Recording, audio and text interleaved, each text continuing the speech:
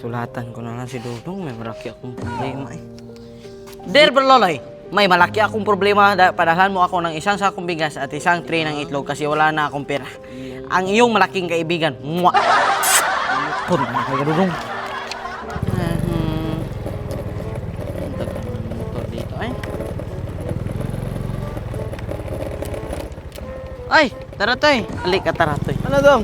May pasusuyo sana ako. Di, wala na akong pira eh. Kawawa ka naman. Saan ka ba pupunta? Punta ako ng probinsya. Pwede pa ipahatid mo kay Dulong to? Kasi wala na akong pira eh. Wala ka bang signal? Wala eh, wala akong cellphone eh. Sige na. May bayad ba yan? Wala eh, wala na akong pira dito eh. Sige na. Sige na, nakakawa ka naman. Thank you ha. Iayos mo pagbigay ni Dudong ha. Sabi sa akin galing ha. Sige, sige. Kawawa ka naman. Sige. Sige. Dito na ako. Sige, thank you. Oo, sige, welcome. Layo naman ang probinsya. Tapos, hindi pa ako binigyan, pero sige lang. Nakaawa naman yung taong yun. Kaya itong sinulat. Nakaka-confuse. Gusto kong tignan. Paano kaya ito? Tignan nga itong sinulat ni Donkey. Ano kaya itong sinulat niya? Hindi ko man mabasa. Dear... Ay!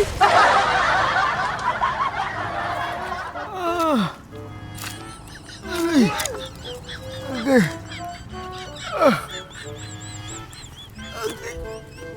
Aray ko, ano ba nangyari sa akin? Aray. Oh my God. Uy, yung mga sulat. Aray ko.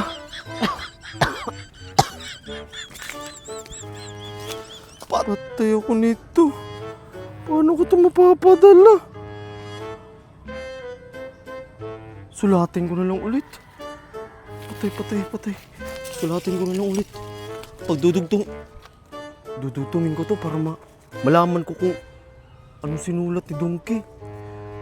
Sakit ang pit ko. Ang sakit ang pit ko. Sakit ang pit ko.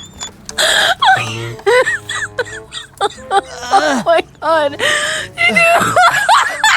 Agay. Susulat muna ako. Patay ako nito kay Donkey. Sakto na guro to. Ito naman siguro yung sinulat ni Donkey kanina eh. Patay ako nito.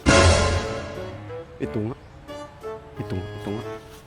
Hanapin ko na si Burluloy. Nang maibigay ko na to, baka madisgrasya pa ako ulit. Ay, dami ko pang liligpitin. Dami pang basura dito. Sus! Si Burluloy. Ay, Loy! Oh, May sulat ako sa'yo. ang sulat. Sino man nagsulat? Si Donkey. Pinadala niya. Ano man problema ni Donkey? Hindi. Ito oh. Ay, ito. May sulat siya sa'yo. Eh, Pinadala niya galing probinsya daw. galing probinsya. Oh. Basahin ko muna. Ano kaya ang problema ni Donkey? Dear Burluloy, padalhan mo ako ng isang sakong itlog. Ang sakong itlog? At isang tray ng pira. Saan tayo hanap ng tray ng pira na wala man tayong tray? Ano ka ba? Isang tray daw ng pira? Anong tray? Mayroon bang pira na isilid sa tray? Kasi wala na akong bigas. Wala akong bigas. Kaibigan, ang iyong itlog malaki. Wow, ang si Donkey! Si Donkey ba nagsulat nito? Oh, si Donkey nagsulat niyan. Bakit ganyan ang sulat niya? Ewan ko sa'yo. Para nalaman niya, totoo yata yun eh. Patay ka. Bakit nalaman niya malaki yung itlog ko? Ang gawin natin? Eh, puntahan ko si Donkey. Hindi maaari ito. Ay, puntahan mo. Loko to yata. Magkapadalaban ng sulat. Tapos, sinabi ba yung kaibigan, ang iyong itlog malaki? Ano ba yung sulat na yan? Puntahan mo na. Sige, puntahan ko ah. Sige, puntahan mo na. Oh, Palam. tiga. Oo naman. Bakit? May motor ka? Andun oh. Oh, pasakay naman. Ihatid mo ko doon. Eh, bakit wala ka naman pamasahe? Di ako magpliti sa'yo. Bakit? Binayaran ka ba nito? Hindi. O, hindi ako na magbayad nito. Puntahan natin si Donkey. Sige, tara. Dito man yun si Donkey. Dito? Dito yun. Dito ba? Dito lang yun. O, sige. Ayun o. Yun. Oh, yun pala. Yun o. Sige, lapitan ko. Oh, lapitan mo. Bumalik ko si Karate. Puntahan ko si Brulo yun. Ano pa? Punta dito.